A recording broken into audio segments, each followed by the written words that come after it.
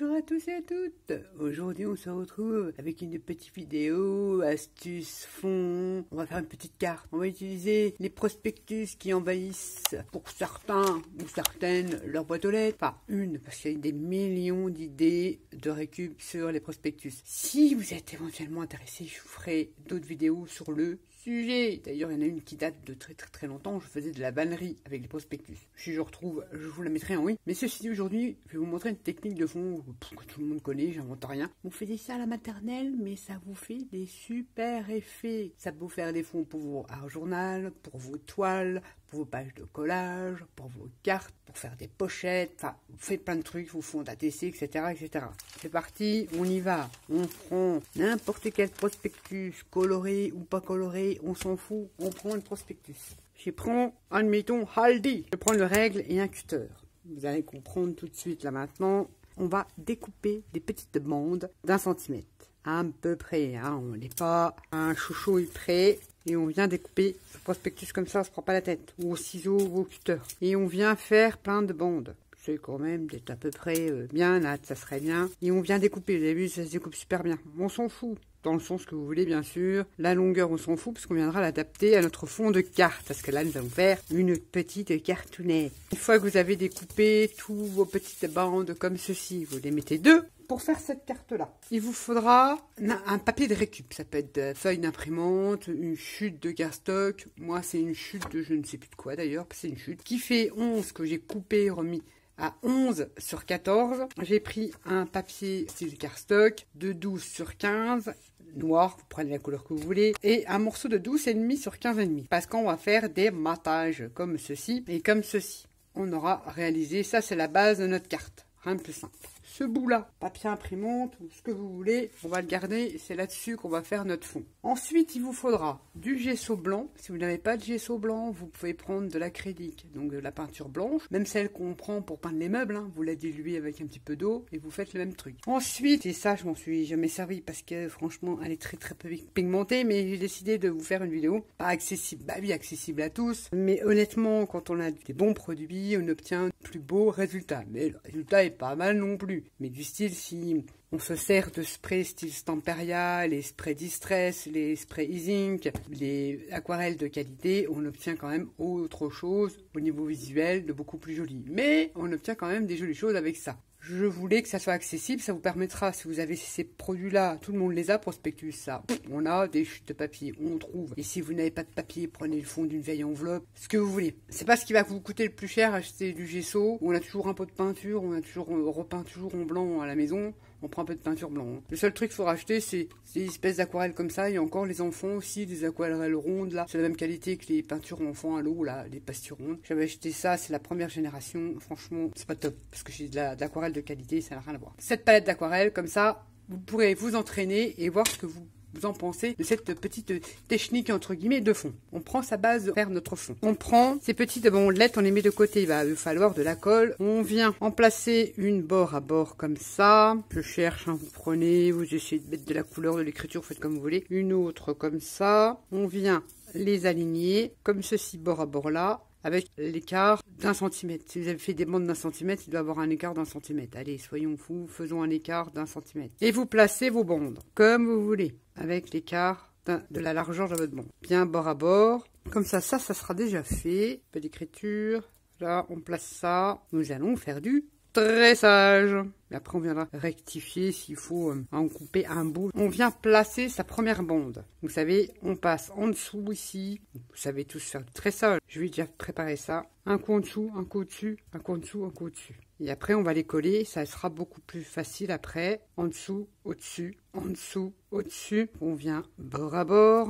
Et on va venir coller cette première bande là. Pour être tranquille après pour faire notre tressage. Une en dessous, on est d'accord, et une au-dessus. On va venir coller ce bout-là ici, et comme la première, elle va être là au-dessus, seulement là. Bon, je vais vous montrer. On met un petit point de colle là. On colle sa bande, normalement j'avais dit au bord, de son morceau de carton de récup. On vient coller sa première bande qui va être sur le dessus, on met un point de colle là. Après on vient râper, un petit point de colle seulement là. Ensuite, la bande là, elle vient en dessous de sa bande. On met un petit point de colle là, on vient la glisser en dessous. On essaye de respecter le 1 cm d'écart à peu près. On va pas chipoter. Là, celle-ci va venir dessus, celle-ci va venir en dessous. On met un peu de colle là. Une fois que ça sera tout collé, ce sera beaucoup plus simple pour nous pour venir après faire notre tressage. On fait ce genre de choses-là à l'école primaire. Je vous apprends rien. Même si l'écart n'est pas très respecté, ce n'est point grave. Là, on va en dessous, au-dessus, et là en dessous. On viendra découper ce qui dépasse de notre base. On se retrouve avec un truc, on va dire comme ceci. Maintenant, on vient mettre de la colle, un petit liseré de colle ici pour fixer la première bande. Comme ça ne bougera plus. Et on sera tranquillus pour faire notre tressage. Ça vous donne ceci.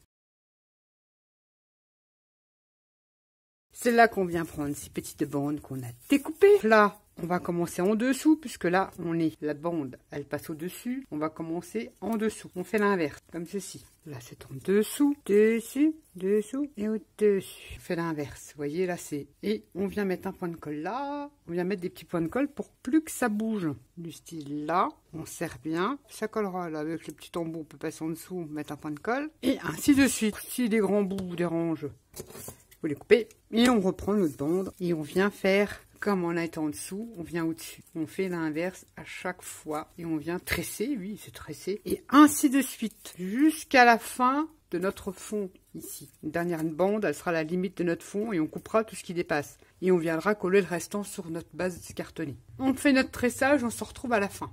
On a passé tous nos petites bandelettes de papier et puis ça nous a fait un tressage comme ça. Donc avant de couper, on va quand même remettre des petits points de colle pour renforcer parce que ça va rester dessus. Hein. Votre tressage va rester dessus. Donc moi je mets un petit peu de colle pour sécuriser mon tressage. Quelqu'un, on n'en parle plus, plutôt de ce côté-là. Ça sera mieux. Et puis là aussi, quelques points aussi. On verra bien, on rajoutera. Là maintenant, on va découper tout ce qui dépasse. Des bases. Des bases. En fait, on a déterminé sa base. Au départ, là, on va couper tout ce qu'il y a autour de sa base de carte, de son fond de carte. On fait ça au ciseau, hein, ou cutter, ou cutter.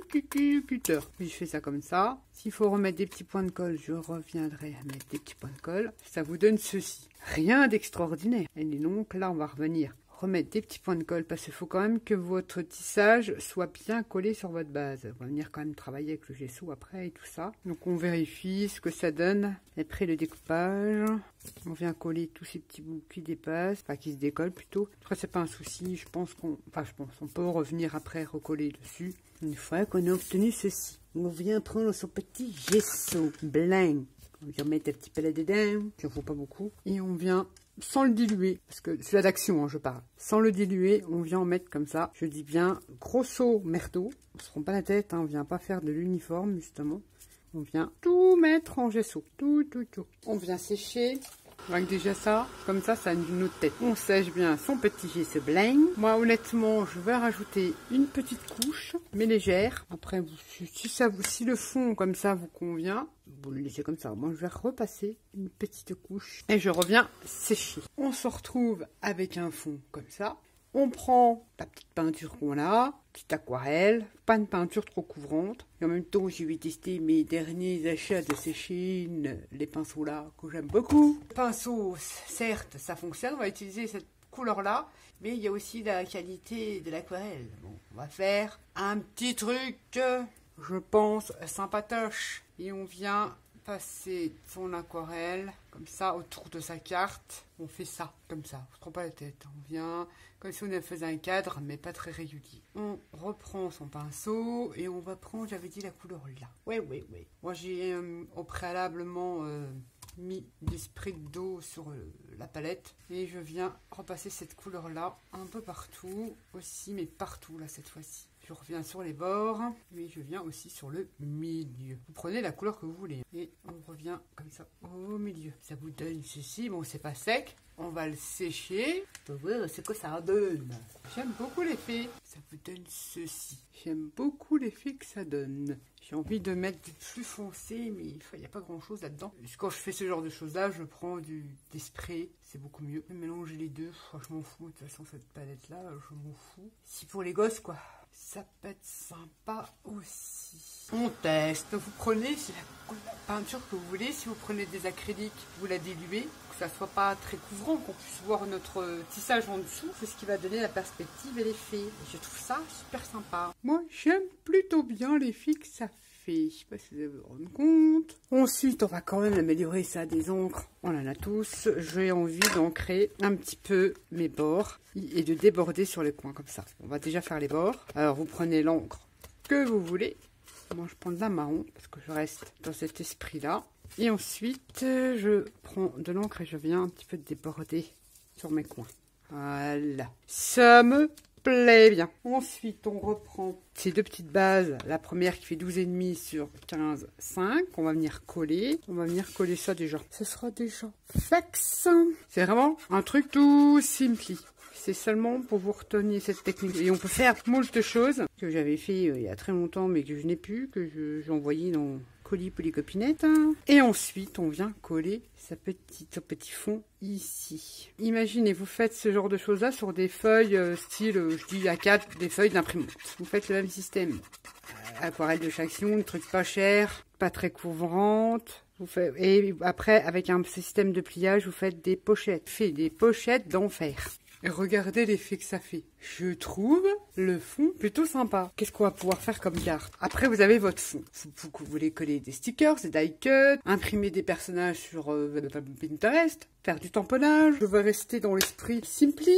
J'avais fait ça avec un normographe comme ceci. J'avais fait un fond patouille avec des acryliques, avec un feutre noir et j'ai marqué le mot art sur un fond patouille. Et ben, je vais le coller tout simplement ici. Je pense même le mettre même en 3D et faire le tour de mon étiquette en noir. Et je vais la monter avec de la cartonnette pour la faire en 3D. J'ai coupé deux petits bouts de cartonnette que je vais venir mettre derrière mon étiquette. Et comme ça, elle sera légèrement en 3D. J'en colle deux. C'est le cardstock de chez Action, je crois. C'est des chutes. Et c'est des chutes comme ça que je garde. Je m'en sers pour faire mes petites cales, mes 3D. Et puis, je viens mettre mon étiquette. Je vais la coller. On peut la coller en haut, mais je préfère la mettre ici. Et ma carte sera finie. Et voilà, une carte, on va dire abstraite. On peut faire ce que l'on veut. Hein. Comme je disais, vous pouvez coller des stickers, ça va revenir tamponner dessus. Mais regardez l'effet que ça vous donne. Avec une peinture pas trop couvrante, ça laisse quand même apparaître le tissage. Et ma foi, sans forcément voir du matériel, du normographe, on en trouve partout. Même vos enfants, je suis sûre qu'ils en ont encore. Vous faites vos étiquettes. Et voilà, la récup, une petite carte bien sympa qui change, certes, mais bien sympa. Et c'est surtout, vous pouvez faire des fonds. J'en avais fait une autre ici. C'est le même style, sauf que là, je l'ai maté sur du marron. C'est la même technique, c'est la même couleur d'aquarelle que j'ai pris, sauf que je mets un petit peu plus de foncé là. Mais c'est trop chouette, j'aime beaucoup. Alors quand vous prenez une feuille d'imprimante, vous faites un tissage dessus, vous collez. Ensuite, vous venez la plier pour créer des pochettes, pour vous renvoyer des petits cadeaux aux copinettes. Effet garanti, vous n'avez plus qu'après à la décorer avec des die cuts, des stickers et tout ça. Et ben vous faites des tueries avec de la récup. Voilà ce que je voulais vous partager aujourd'hui. Une idée de fond bien sympa avec nos prospectus. Enfin, une des idées parmi plein d'autres. Après, il faut aimer ce style-là. Moi, j'aime beaucoup aussi. Voilà ce que j'ai obtenu avec les prospectus de nos boîtes aux lettres. J'espère que ce tuto vous aura plu et je vous dis à bientôt pour une prochaine vidéo. Bye bye.